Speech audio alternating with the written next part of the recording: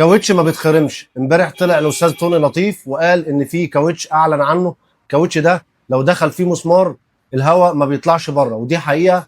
ولكن الفيديو اللي انا عامله ده مهم جدا لان في مجموعه اخطاء في الفيديو اللي عمله الاستاذ توني، اخطاء علميه واخطاء حقائق على ارض الواقع، وجب ان انا ارد بيها بما ان انا مختص في مجال الكاوتش والاطارات، والرد ده هيكون رد علمي بحت.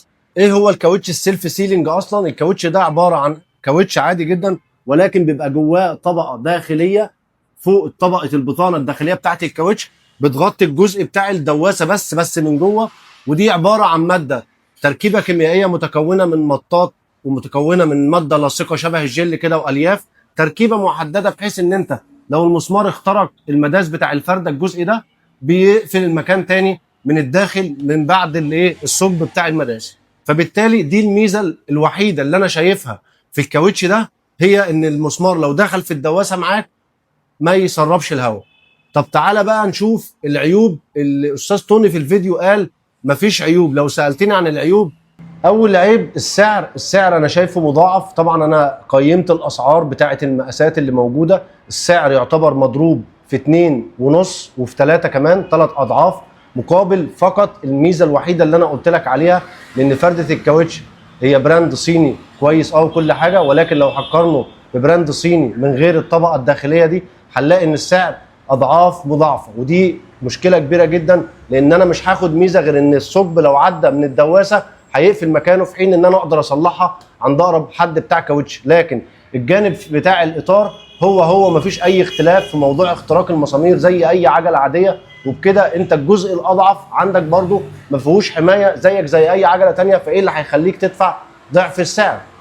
وجود الطبقه الداخليه ده ليها وزن، الوزن الزياده ده بيأثر على العجله وبيأثر على استهلاك البنزين وبيأثر على التوازن بتاع العجله، والوزن الزياده ده هيجي لنا في حاجات تانية وفي نقطه تانية هيسبب لنا مشكله مع السرعات العاليه، ان درجه الحراره بتاعه العجله هيرتفع بسبب ان في طبقه داخليه تعتبر بتحبس الحراره اكتر. فبالتالي حتى هم طلعوا في الفيديو وقال لك درجه الحراره الكاوتش ده بيتحمل لغايه 60 درجه مئويه، ده الماكسيمم او اعلى تحمل لدرجه الحراره، في حين ان انت في محافظات الصعيد الاسفلت في اوقات بيعدي 60 درجه، ومع السرعه ومع حراره الاسفلت في الصيف الكاوتش درجه حرارته بتوصل لغايه ارقام اعلى من كده بكتير. فبالتالي ممكن يحصل تفكك للطبقات الداخليه دي، وبالتالي انت في درجه حراره الفرده هتزيد جدا مع وجود الطبقه الداخليه دي. السرعه بتاعت العجله اكيد هناك هتبقى اقل، نتيجه ان انت زي ما قلت لك تحمل الحراره هيكون اقل من العجله العاديه، فبالتالي مش هتقدر توصل لماكسيمم سرعه زي العجله دي. يعني انا عندي في العجله دي المواصفات بتاعتها بتقول ان السرعه بتاعتها في يعني 240، انا بتكلم على نفس المقاس 16 55 205 اللي طلع في الفيديو. طيب في العجله الثانيه تي يعني 190، وانا اعتقد ان هي اقل من كده بكتير كمان، لان الموضوع بتاع ان انا احبس الحراره الداخليه بتاعه العجله ده هيأثر معايا تأثير جامد جدا في سرعه العربيه او سرعه العجله المسموح بيها.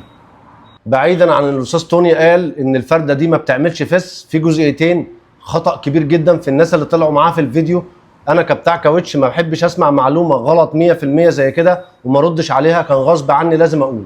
فاول معلومه مغلوطه من الناس اللي طلعت معاه في الفيديو برضو اللي هم مستوردين العجله، قال لك ان الكاوتش ده بديل الرام فلات وافضل من الرام فلات، وانا بحب اصحح له المعلومه واقول له خطا جامد جدا، لان انت عندك زي ما قلت لك الجنب بتاع العجله مش زي الرام فلات. يعني عربيه بي ام او مرسيدس مثلا او عربيه بتركب رام فلات، لما بيحصل معاه مشكله في الجانب بتاع الاطار، الجانب في الرام فلات او السايد وول بيكون مقوى او محمل ان هو يشيل وزن العربيه حتى من غير ما يكون فيه هواء في الداخل.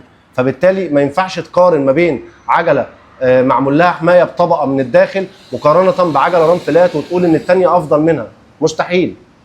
ان في حد طلع في الفيديو قال الميزه في العجله دي ان مفيش في السايد وول او في الجنب بتاعها في المكونات مفيش في التركيبه بتاعتها سلك.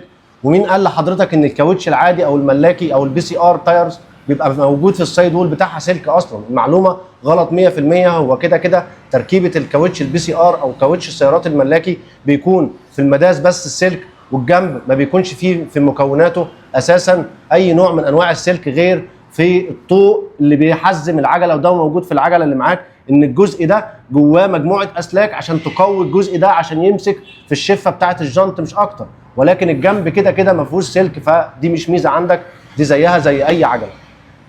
اتمنى استاذ توني ما يزعلش مني، ولكن الكاوتش جزء مهم جدا في العربيه غير اي قطعه غيار، غير ان انت تتكلم في عربيه كهرباء، بتتكلم في رينج، بتتكلم في ميزه، بتتكلم في حاجه ثانيه، ولكن الكاوتش ده شغلنا وده اتجاهنا، وده لازم تسال قبل ما تتكلم في اي معلومه تخص الكاوتش، لان هي لها علاقه بارواح الناس وليها علاقه بمصاريف او تكاليف اللي الناس هتتحملها نتيجه ان حضرتك هم بيثقوا فيك ثقه عمياء. استاذ توني بالنسبه لهم حد مصدر ثقه، فبالتالي لما تيجي تقول له ان العجله دي هي اكتشاف بالنسبه للناس وده افضل اختيار ممكن يختاروه، وهو يتوجه ان هو يشتري ويدفع اكتر من ضعفين. حضرتك قلت في الفيديو كاوتشات بتبدا من 4200 جنيه ل 16 55 205 لغايه 19000 جنيه في المقاسات الكبيره، فمقابل ايه حضرتك هتدفع العميل بتاعك بثقته فيك ان هو يدفع اضعاف مضاعفه، مش هياخد القيمه مقابل السعر اللي دفعه في فرده الكاوتش اللي انت رشحتها ليه.